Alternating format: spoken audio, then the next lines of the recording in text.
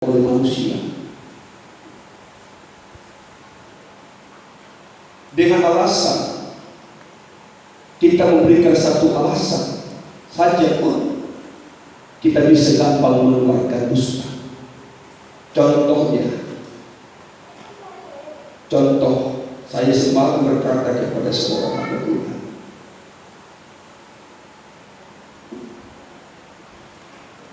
begitu gampang kita punya alasan, tetapi alasan itu tidak benar, itu alasan kita. Kalau bagi saya itu namanya dusta. Di saat hamba Tuhan mengatakan, mengapa kamu tidak datang beribadah? Dia mengatakan ada urusan. Itu gampang dikatakan ada urusan,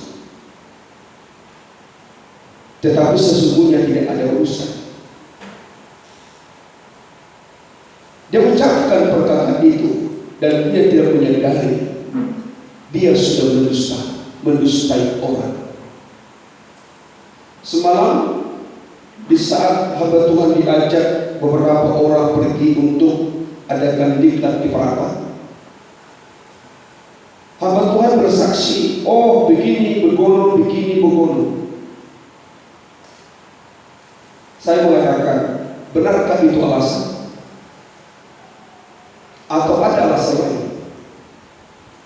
Karena memang saya mimpi Parapat semalam. Mereka terdiam. Artinya mereka ucapkan alasan itu, bukan itu alasan, tetapi mereka tidak menyadari dia sudah mengucapkan perkataan dusta. Maka perkataan dusta itu begitu mudah kita ucapkan, saudaraku. Tetapi apa yang kita lihat dalam kebenaran firman, dusta itu bagaikan panah yang begitu tajam. Dusta itu bagaikan gadang. Kata Amsal Sulaiman, coba kita baca dalam Amsal Sulaiman pasal 25 ayat yang ke-8. Dalam kitab Amsal Sulaiman pasal 25 ayat yang ke-8.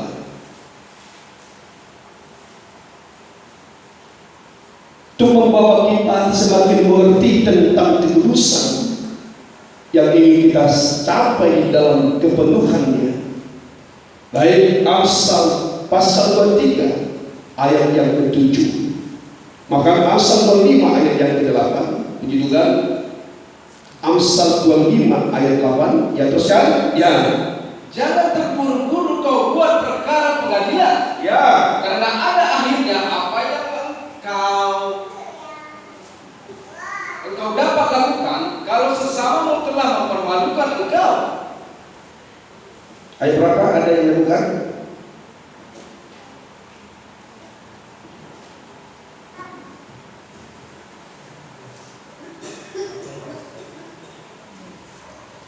Coba kita cari sebentar.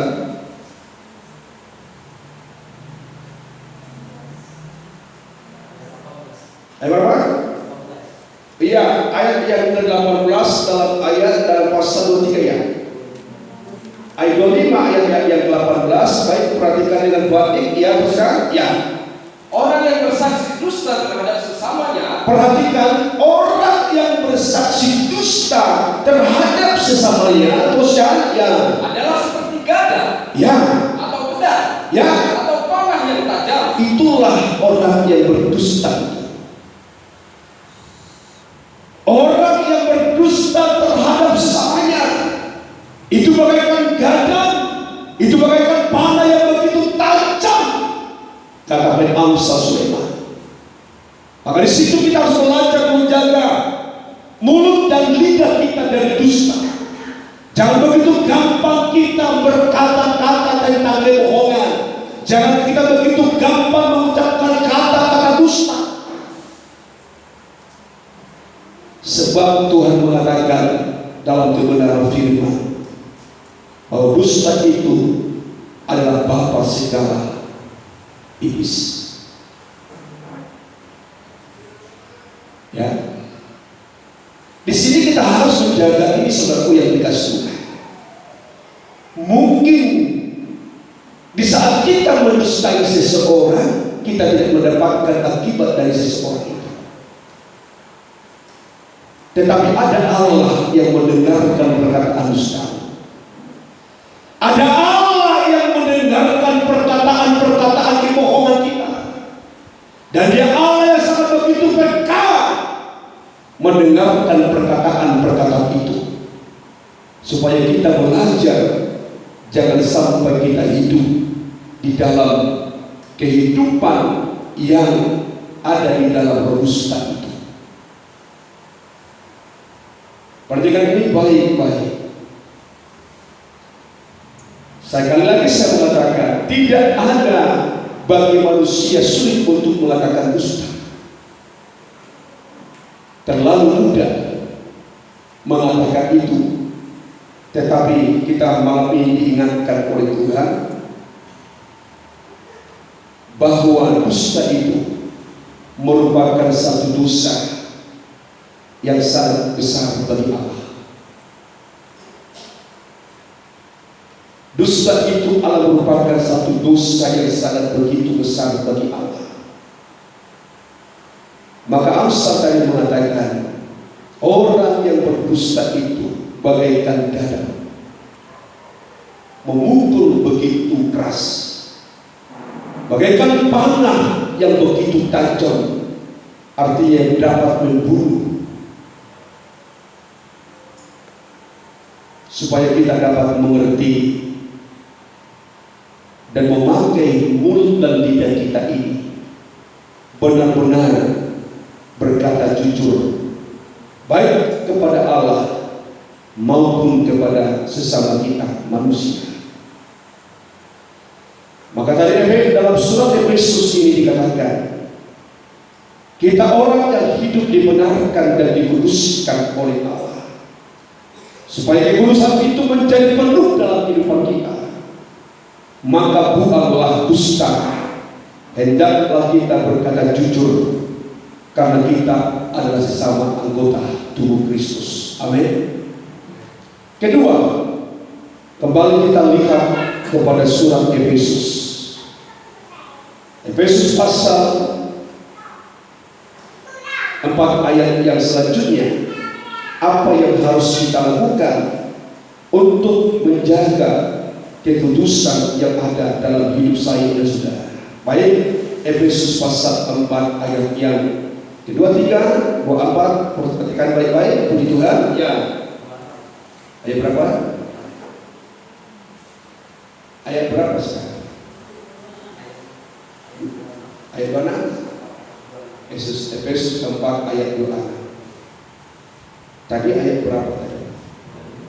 Oh, 25. Ya, baik. Ayat 26, puji Tuhan, teruskan. Ya. Apabila kamu menjadi marah, ya, janganlah kamu berbuat dosa. Apabila kamu menjadi marah, jangan berbuat dosa. Amin. Apa arti dari marah? Jangan berbuat dosa itu. Bolehkah marah? Boleh marah? Tapi orang sensitif kalau marah itu katanya orang yang tidak benar. Tetapi apa yang dikatakan oleh Paulus, kalau kamu marah, jangan sampai kamu berbuat dosa. Artinya apa?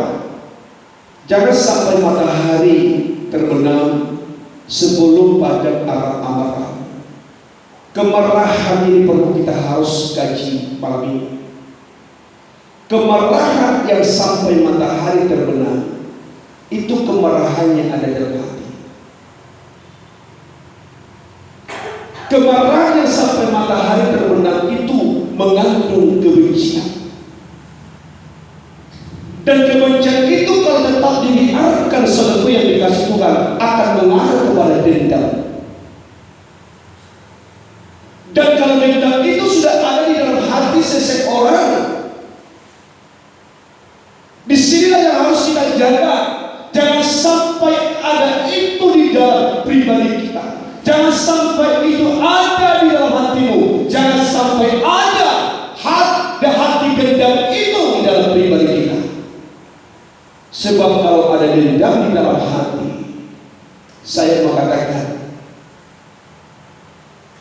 begitu sulit kita untuk diubahkan di dalam dosa dendam itu. Maka kita perlu harus menjaga di saat kita marah kepada seseorang, jaga hatimu jangan sampai timbul kebencian, jangan sampai timbul kedendaman. Dan orang yang memiliki hati kebencian selalu menginginkan kehancuran dan kematian dari seseorang itu. Itu tanda kebencian. Kemarahan itu tak pernah menginginkan kematian. Kemarahan seseorang kepada seseorang tak pernah menginginkan kehancurannya. Saya berikan satu ilustrasi. Di saat orang tua marah kepada anak,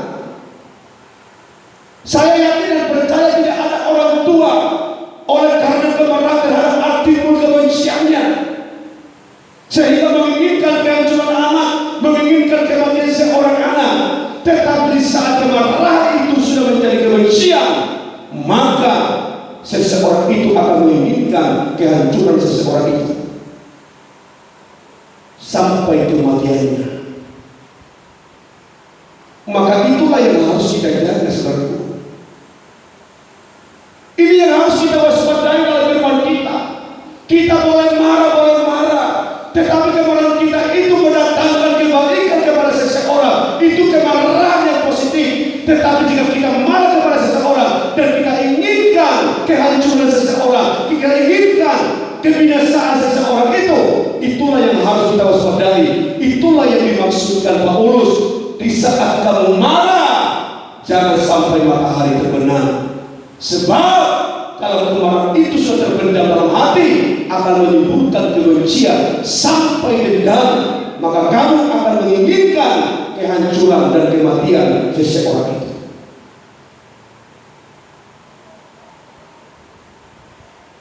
Maka kita harus kita waspadai dalam hati kita. Siapapun yang mungkin pernah kita marah kepada dia, jaga hati. Jangan sampai hatimu, jangan sampai hati kita inginkan kehancuran dia, inginkan kematian dia. Itulah kebencian, itulah dendam. Supaya kita memahami dalam kehidupan kita apa yang dikatakan Paulus. Maka di saat ada kebencian, di saat ada dendam dalam hati kita, maka hidup kita tidak akan pernah mencapai kekudusan.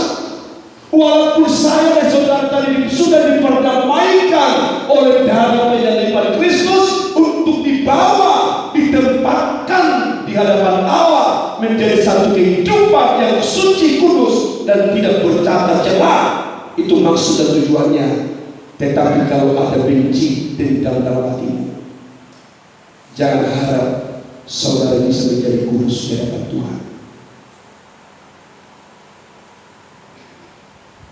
Kalau kira-kira sudah mau ada timbul kebencian, maka Tuhan jangan sampai aku benci. Jangan sampai aku inginkan dia hancur Tuhan.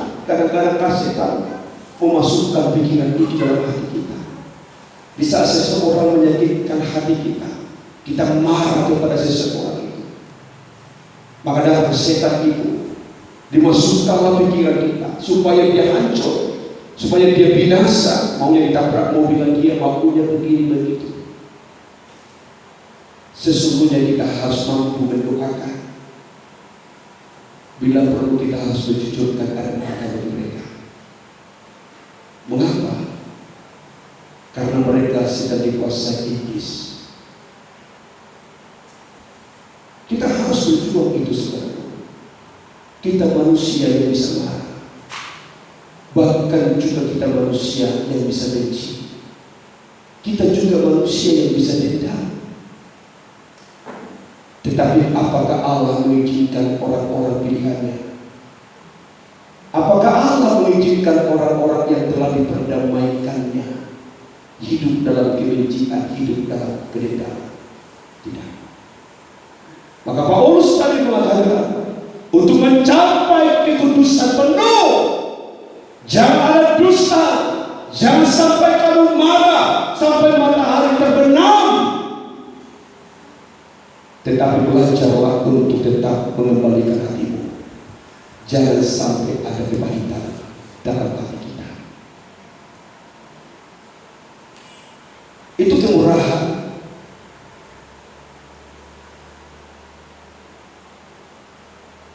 Kalau kita mampu mengampuni dalam hati ini, jangan mengampuni dalam mulut. Itu namanya munafik. Harus hati dia mengampuni. Kalau hanya di dalam mulut kita mengampuni, mungkin orang lain tidak tahu, tapi Allah. Apakah benar kita mengampuni dalam hati kita? Dalam pribadi Yesus yang disalibkan tidak ada rasa itu. Dalam dirinya ada pengampunan yang sangat begitu besar. Bukankah kita manusia yang begitu jahat? Bukankah kita manusia yang sangat begitu menyakitkan hati Allah? Tapi semua perbuatan itu diserap di dalam salibnya Kristus. Dan dia mengatakan, sudah kuselesaikan. Dan itulah perkataan terakhir yang dikatakan dia. Ya Abba, ya Bapa, mengapa engkau meninggalkan aku? Eloi, Eloi, lama sabachthani. Begitu dia mengucapkan itu, dia berkata, sudah selesai. Apa yang diselesaikan? Perdamaian. Apa yang diselesaikan? Dosa yang membuat kita menjadi musuh seketika diampuni. Maka Yesus itu mati di kayu salib, membawa semua dosa yang kita perbuat untuk menciptakan kita menjadi manusia yang kudus untuk ditempatkan di hadapan Allah. Maka disitulah yang saya syukur kepada Tuhan. Di saat ada hati yang dibaharui lewat kuasa pembaharuan di dalam Tuhan. Apapun hati ini belajar kita harus sucikan. Berat atau tidak berat itu, saya mengatakan harus kita belajar sucikan itu. Dengan doa pergumulan kita kepada Tuhan. Tuhan, Engkau mampu mengampuni dosa yang begitu besar yang aku perbuat. Bagaimana dengan aku? Apakah kita mampu mendamaikan hati kita? Sekali lagi saya katakan, apakah kita mampu mendamaikan hati kita ini?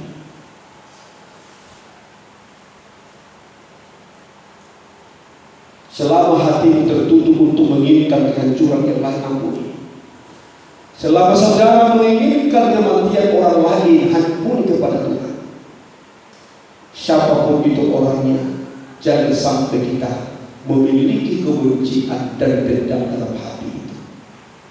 Jangan sampai ada di dalam hatimu. Oleh karena kita tidak menyukai seseorang, kita berkata biarlah itu mati dari hati itu hancur. Tuhan melihat itu adalah rasa kebencian dan dendam dalam hati saya, saudara. Tapi di saat kita berdoa, Tuhan sadarkan, Tuhan ampuni, Tuhan tolong. Disitulah Tuhan melihat hati kita ada hati yang mengampuni. Apabila kamu menjadi marah, janganlah kamu berbuat dosa. Jangan saat matahari terbenam sebelum padam amarahmu.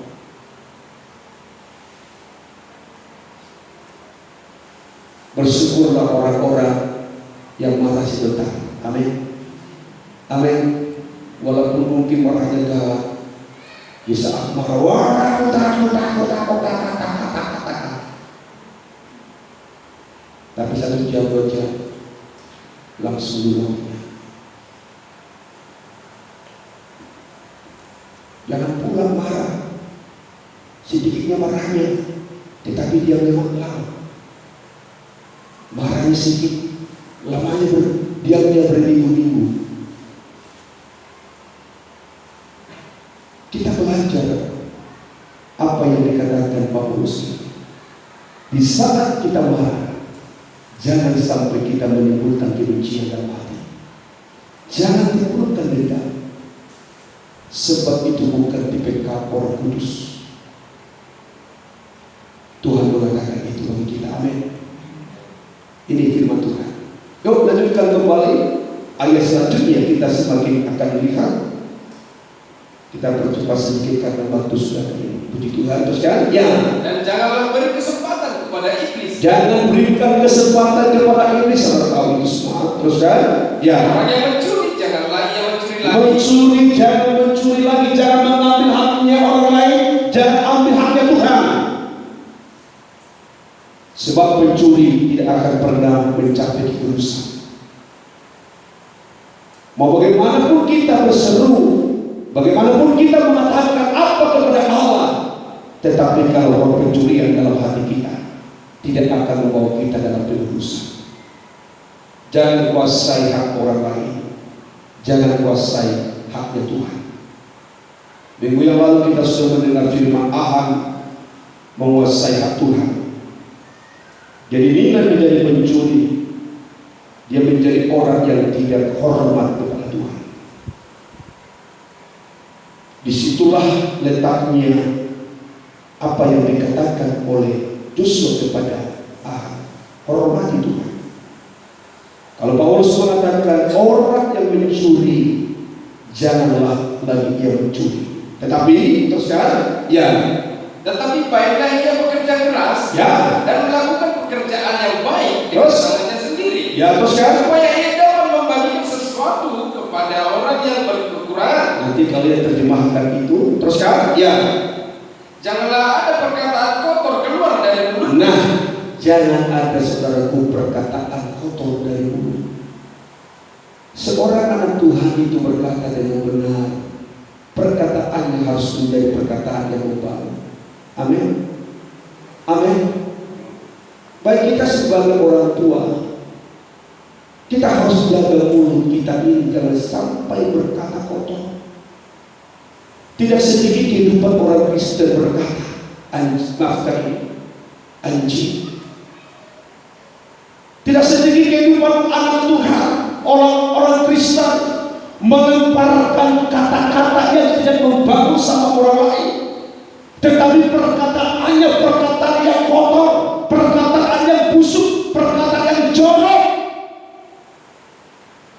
yang membuat orang lain tersandung. Ini harus menjadi satu hak yang perlu kita harus singkirkan dari pribadi kita. Yang mungkin selama ini tidak ada firman menegur pribadi kita dalam perkataan kotor ini.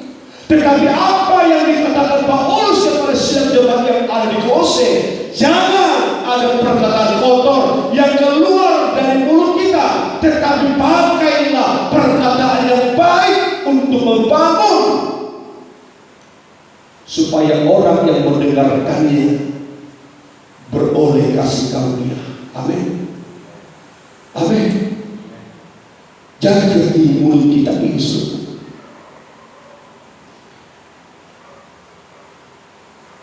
Maaf kakak,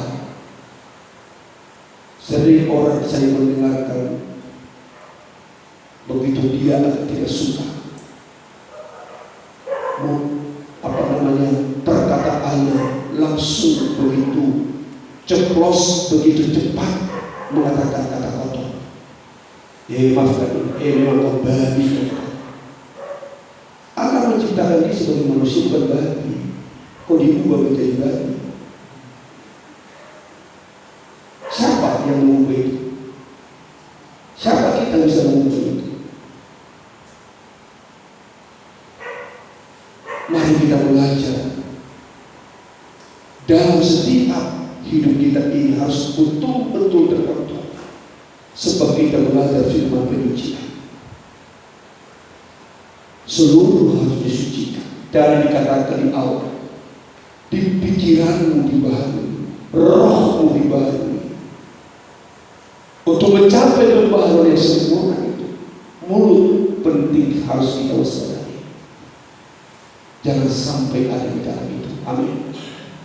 Harus ada pembaharuan supaya nanti kekudusan kita bisa mencapai pada kesempurnaannya. Gak mudah kok, gak. Sebenarnya kalau kita mau lihat ini, gak terlalu sulit kita untuk sempurna. Hanya itu saja kita bisa menang. Orang yang tidak salah dalam perkataan, dialah yang dikatakan sempurna. Mulut kita ini harus kita sucikan hari ini, supaya kita belajar ini. Puji Tuhan. Teruskan, ya. Ayat terakhir, puji Tuhan. Teruskan, ya.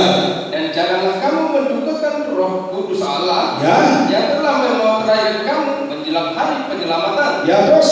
Segala kepahitan, kegeraman, kemarahan, Ya. pertikaian, dan fitnah hendaklah dibuang dari antara kamu. Dengan demikian pula segala kejahatan. Nah, itu kunci. Ya. Makanya saya mengatakan tidak sulit itu.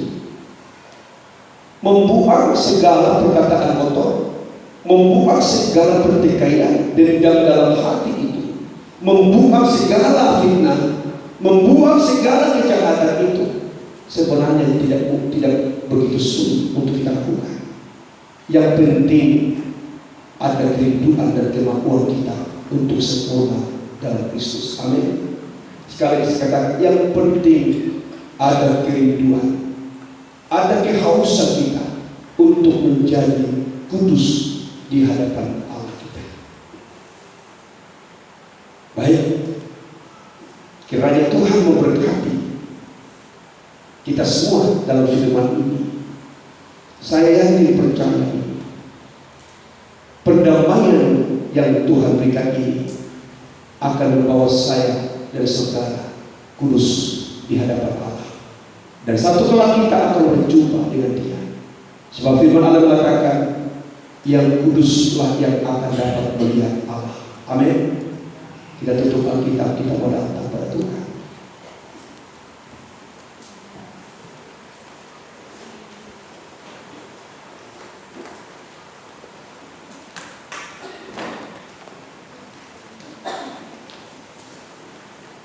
Mengapa kau memilihku Tuhan untuk menjadi milikmu?